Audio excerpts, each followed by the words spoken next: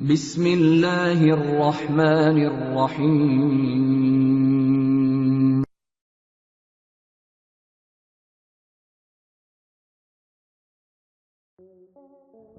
ناظرین، blood pressure کے نام سے تو آپ سبھی واقف ہوں گے، مگر آپ میں سے بہت کم لوگ یہ بات جانتے ہیں کہ بلڈ پریشر کب ہوتا ہے اور اس کی وجوہات کیا ہوتی ہیں۔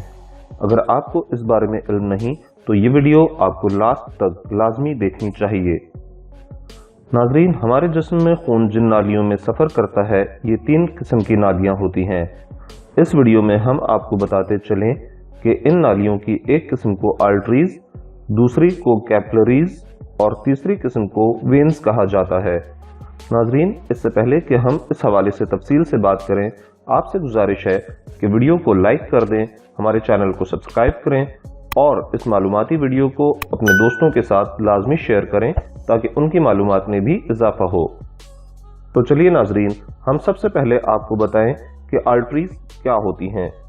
ناظرین، ہمارے جسم میں 2 طرح کا خون گردش کرتا ہے، جن میں ایک آکسیجن والا خون ہوتا ہے جبکہ دوسرا بغیر آکسیجن کے ہوتا ہے۔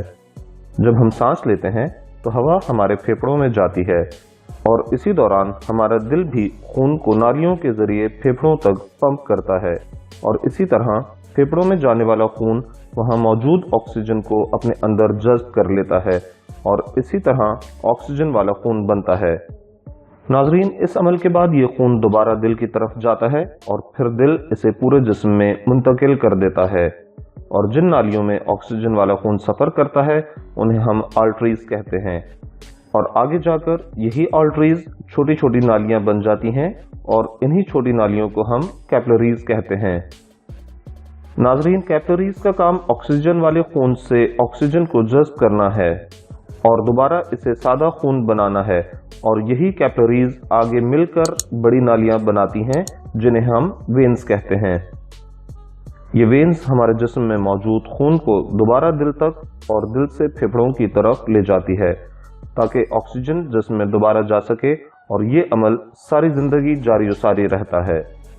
ناظرین، آپ کی معلومات میں اضافے کے لیے یہ بتانا ضروری ہے کہ آرٹریز میں موجود آکسیجن والا خون ہوتا ہے اور اس کا رنگ سرخ ہوتا ہے، اور جو خون ہماری وینز میں ہوتا ہے جسے بغیر آکسیجن والا خون کہتے ہیں اس کا رنگ سبز ہوتا ہے، اور یہی وجہ ہے کہ ہماری وینز سبز نظر آتی ہیں۔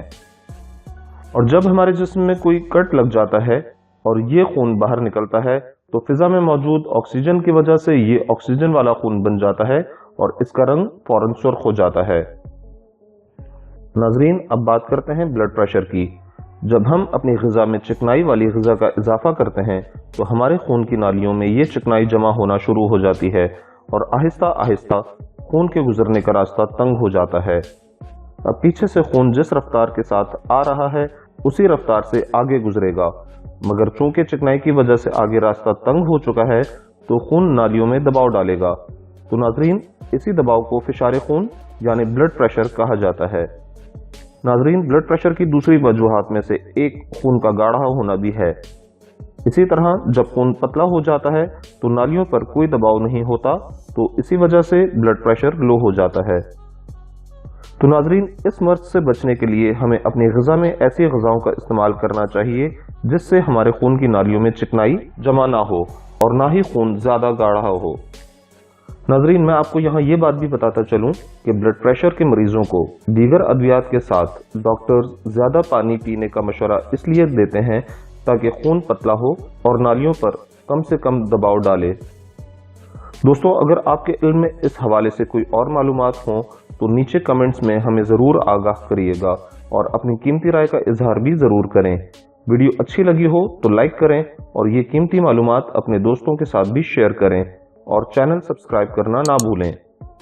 میں تھا آپ کا دوست عثمان بلوچ۔ میں ملوں گا جلد ہی ایک نئی معلوماتی ویڈیو میں، تب تک کے لیے خدا حافظ۔